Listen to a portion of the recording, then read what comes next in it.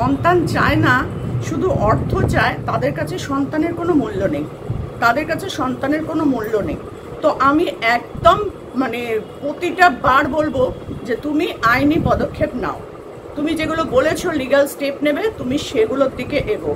কারণ দেখো, ছবিটা সোনামার সাথে কিছুটা মিল আছে, একেবারে যে নেই তা নয়, কিছুটা মিল আছে। ছোট সোনামার মুখের সাথে, চোখের এইসব জায়গাগুলোর সাথে কিছুটা মিল আছে। কিন্তু যারা সোনামাকে চায় না, শুধু টাকা চায়, তাদেরকে দিয়ে তো কোনো কথা হবে না, তাদেরকে সোনামাকে ফিরিয়ে দেওয়ার কোনো মানেই হয় না। তো চলো, আজকে সোনামার ভিডিও এসেছে, কাকে নিয়ে কথা বলতে এসেছি তোমরা নিশ্চয়ই বুঝে গেছো। আশা করি তোমরা সকলেই ভালো আছো, আমিও ভালো আছি। তো যেটা বলতে এসেছি সেটা হচ্ছে যে সোনামাকে নিয়ে দুপুরবেলা একটা ভিডিও দিয়েছিলাম আমি, যে সোনামার কেন কোনো পাচ্ছি না, খবর পাচ্ছি না, তুমি উত্তর দাও, না হলে আন্দোলন করবো, এই করবো বলে আমি একটা ভিডিও করেছিলাম মজার করে। কিন্তু সত্যি করেই এতটা সিরিয়াস এটা আমি বুঝতে পারিনি। সোনামাকে নিয়ে যে তোমাকে কেউ মানে ব্ল্যাকমেল করছে, এটা ভাবতে গেলেই না কেমন যেন একটা অবাক লাগছে। সত্যি কথা, যে এটাও করতে পারে। বাবা মা যদি হয়েই থাকে তারা, তাহলে তারা কি করে এই কাজটা করছে? সত্যি করেই কি সোনামার বাবা মা ওরা হতে পারে? কখনো হতে পারে না। তুমি যেটা বলেছো সেখান থেকে দাঁড়িয়ে তুমি স্টেপ নাও, কারণ ওরা এমন একটা অ্যামাউন্ট চাইছে যেটা তোমার পক্ষে দেওয়াও সম্ভব নয়। তুমি সেটা বলেছো যে ওরা এতটাই অ্যামাউন্ট চাইছে যেটা তোমার পক্ষে দেওয়া সম্ভব নয়। আর অ্যামাউন্ট চাইবে কি হিসাবে, চাইছে কি হিসাবে?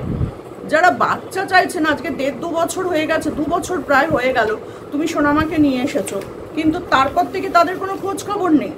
এখন হঠাৎ করে সোনামা এত মানে ফেমাস হয়ে গেছে, সোনামার ভিডিও থেকে প্রচুর ইনকাম করছো, এগুলো ওরা বুঝতে পারছে, আর তারপরেই তাদের টাকার আহিংকাটা বেড়ে যাচ্ছে। না, কোনোভাবে তুমি টাকা দিয়ে ওদেরকে সাহায্য করবে না। হ্যাঁ, একান্ত যদি দেখো যে ওদের সত্যিই খুব টাকার প্রয়োজন, তাহলে তুমি তোমার যতটুকুনি সামর্থ্য ততটুকুনি দিয়ে ওদের একটা মুখটা বন্ধ করার চেষ্টা করো, যাতে ওর লিখিত পরিত করে নেবে, যাতে সোনামাকে পরবর্তীকালে আর না চায়, আর টাকাও আর না চায়। এগুলো তুমি একদম পাকাপোক্ত কাজ করবে। সত্যি করে আমার এত মনটা খারাপ হয়ে গেছে না ভিডিওটা দেখে, তোমাদেরকে কি বলবো। তোমরা তো জানোই সোনামার ভিডিও না করলে আমার ভালো লাগে না। তোমরা হয়তো বলবে যে সবটাই আপনার ভিউজের জন্য, না, সবটাই ভিউজের জন্য নয়। ভিউজ যে সব ভিডিওতে প্রচুর হচ্ছে তা তো নয়, কিন্তু সোনামাকে নিয়ে না দেখতে পেলে, সোনামাকে নিয়ে কোনো ভিডিও না করতে পারলে সত্যিই মনটা খারাপ হয়ে যায়। আর 3 দিন 4 দিন ধরে যখন ওকে দেখতে পাচ্ছি না, তখন সত্যিই মনটা খুব খারাপ। তো যখন আমি ভিডিওটা করি তখনও পর্যন্ত রোহনের ভিডিও আসেনি। তো তারপর যখন আমার ভিডিও পোস্ট হয়ে যাওয়ার বেশ খানিকক্ষণ পর রোহনের ভিডিওটা আসে, সত্যি করে মনটা এত খারাপ হয়ে গেছিল না, কি বলবো। আর আমি একটু ডাক্তারের কাছে গেছিলাম, আজকে আমার শরীরটা খারাপ, তাই জন্য একটু ডাক্তারের কাছে গেছিলাম। প্রচণ্ড মেঘ ডাকছে আর বিদ্যুৎ চমকাচ্ছে, জানো তো। তো একটু বাদেই মনে হয় ঝমঝমিয়ে বৃষ্টি নামবে। কোনো রকমে তাড়াহুড়ো করে একসাথে ডাক্তার দেখানো, মানে আলট্রাসোনোগ্রাফি ছিল, তার সাথে হচ্ছে চোখেরও ডাক্তার ছিল। তো সব করিয়ে বেরিয়ে দৌড়াতে এসেছি, কারণ প্রচণ্ড মেঘ ডাকছে, প্রচণ্ড জোর পাঁচ পড়ার মতন আওয়াজ হচ্ছে, হয়তো যে কোনো সময় ঝমঝমিয়ে বৃষ্টিও নামবে।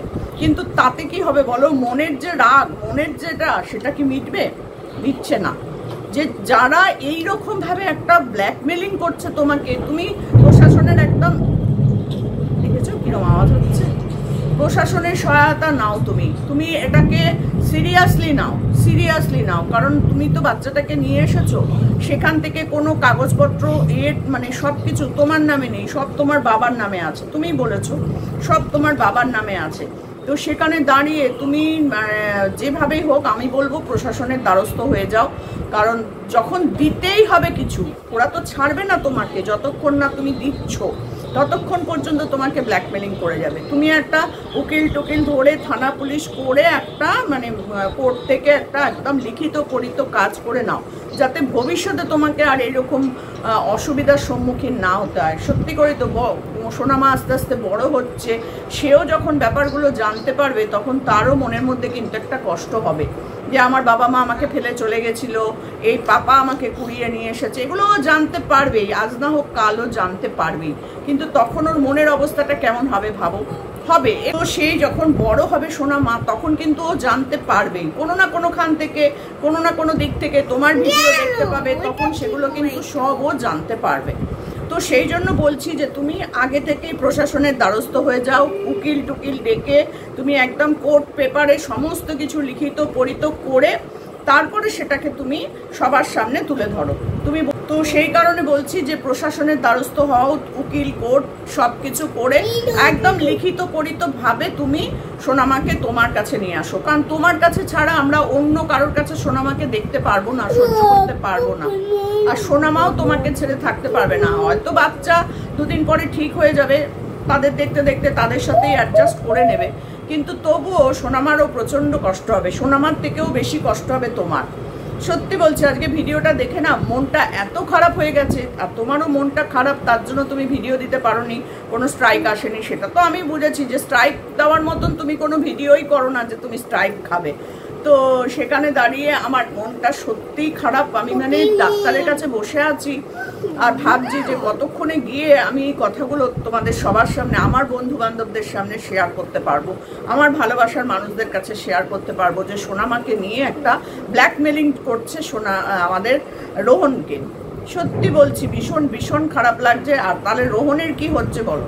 আমরা তো দূর থেকে সমবেদনা জানানো ছাড়া কিছু করতে পারছি না। তাহলে রোহনের কি হচ্ছে যে সোনামাকে ওর কাছ থেকে কেউ নিয়ে নিতে চাইছে, সোনামাকে বিক্রি করতে চাইছে?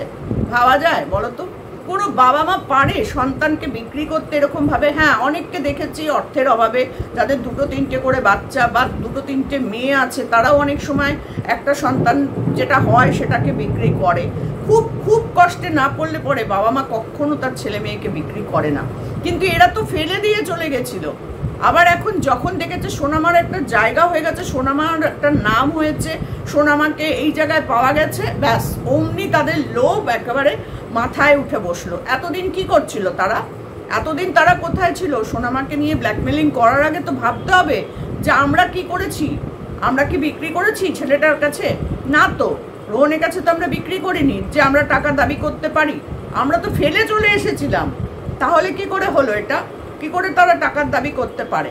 যাদের বাচ্চা হারিয়ে যায়, যদি হারিয়েও গিয়ে থাকে সোনামা, যদি চুরিও হয়ে গিয়ে থাকে সোনামা, তাহলে এরা কি করে তার টাকার দাবি করতে পারে? আজকে 2 বছর ধরে, 1.5-2 বছর ধরে সোনামা তোমার কাছে রয়েছে, তাহলে তাদের চোখে এতদিন ধরে পড়েনি? যেই সোনামা একটু বড় সড়ো হয়ে গেছে, যেই সোনামার একটু নামডাক হয়েছে, একটা ইনকাম হচ্ছে সোনামার থেকে, ব্যাস অমনি ওদের লোভটা বেড়ে গেল। ছি ছি ছি, এগুলো দেখলেই না মাথা একদম আগুনের মতো গরম হয়ে যায় আমার। সত্যি বলছি, যে বাচ্চাকে তারা মানুষই করতে পারবে না, সেই বাচ্চার জন্ম দেয় কেন? এটাই তো সব থেকে অবাক লাগে। যারা বাবা মা হওয়ার যোগ্য নয়, তাদের যে ভগবান কেন বাবা মা তৈরি করে পাঠায় পৃথিবীতে, আমি সত্যি জানি না। আর এমন অনেক মা আছে যাদের সন্তানের জন্য তারা কি না করছে, করতে দিয়ে ঠাকুরের কাছে পড়ে থাকে, অন্যের বাচ্চা দেখলে তারা জড়িয়ে ধরে, ছাড়তে চায় না, ঠাকুরের কাছে দিন রাত্রির প্রার্থনা করে, ঠাকুর আমার কোলটা ভরিয়ে দাও। আর দেখো এদেরকে, একটা অত সুন্দর ফুটফুটে সোনামাকে কিভাবে ওরা ফেলে দিয়ে চলে গেল। জানি না সোনামা ফেলে দিয়ে গেছে কিনা বা চুরি হয়েছিল কিনা, কিছুই জানি না এখনো পর্যন্ত পরিষ্কার করে। কিন্তু যে ছবিটা ওরা পাঠিয়েছে না, সেই ছবিটার সাথে কিন্তু সোনামার মুখের অনেকটা মিল আছে, এটা কিন্তু অস্বীকার করার নয়। তো যাই হোক, মিল থাকুক না থাকুক, আমরা জানি ওটা আমাদের রোহনের সন্তান, ব্যাস। এর বাইরে আর আমাদের কিচ্ছু জানার দরকার নেই, কিচ্ছু জানার দরকার নেই। রোহন, মানসিকভাবে তুমি ভেঙে পড়ো না, সবাই আমরা তোমার পাশে আছি, সবাই। এত 3 লাখ হয়ে গেছে তোমার ভিউয়ার্স, তাহলে তোমার এতজন মানুষ তোমাকে ভালোবাসে, সোনামাকে ভালোবাসে।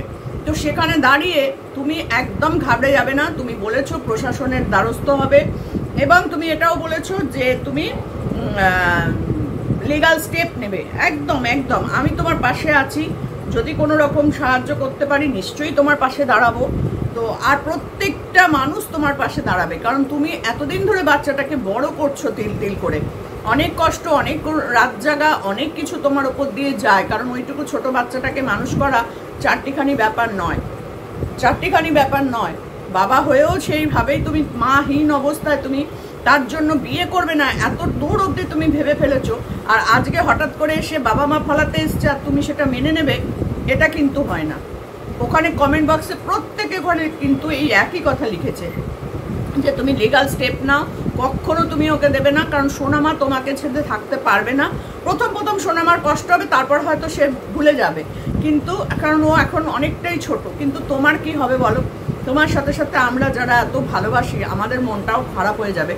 তো সোনামাকে কোনো মতেই তুমি দেবে না। যদি একটা কোর্ট ফোর্ট সবের কিছু মিশিয়ে বসে যদি একটা সামান্য কিছু তোমার মানে দেওয়ার মতো সামর্থ্য অনুযায়ী কিছু টাকা দিয়ে ওদের বন্ধ করে দিতে পারো, সমস্তটাই কোর্টের মাধ্যমে এবং লিখিত পরিত করবে, যাতে পরবর্তীকালে ওরা সোনামাকে আর দাবি করতে না পারে, আর কোনো দাবি যেন না করতে পারে। আর তুমি প্রথম থেকে শেষ অবধি সমস্তটাই কোর্টে, উকিলের কাছে, সমস্ত জায়গায়, থানায়, সব জায়গায় লিখিত দেবে।